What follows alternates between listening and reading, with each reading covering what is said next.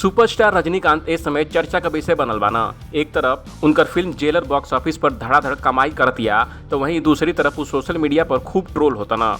दरअसल अपनी film jailer के प्रमोशन के दौरान वो लखनऊ गई ना। लखनऊ पहुंच के वो उत्तर प्रदेश के मुख्यमंत्री योगी आदित्यनाथ से मुलाकात कई ना। इतना ही नहीं, वो मुख्यमंत्री के पैर तक छूली है ना। जब रजनीकांत की तस्वीर आयल और लोग सीएम योगी आदित्यनाथ का पैर छूते हुए उनका फोटो जब देखल तो उनके ट्रोल कईल शुरू कर दिहल। अब रजनीकांत एगो बयान दिया है जेमे सीएम योगी आदित्यनाथ के पैर छूले का वजह बतौना हुआ।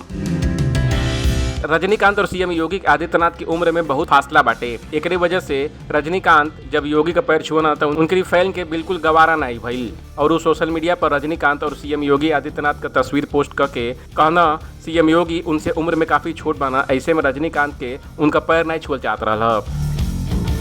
जब चेन्नई एयरपोर्ट पर रजनीकांत स्पॉट भई ना तब पत्रकार उनके घेर लिया ना। पत्रकार उनसे मुख्यमंत्री का पैर छुएले का वजह पूछना।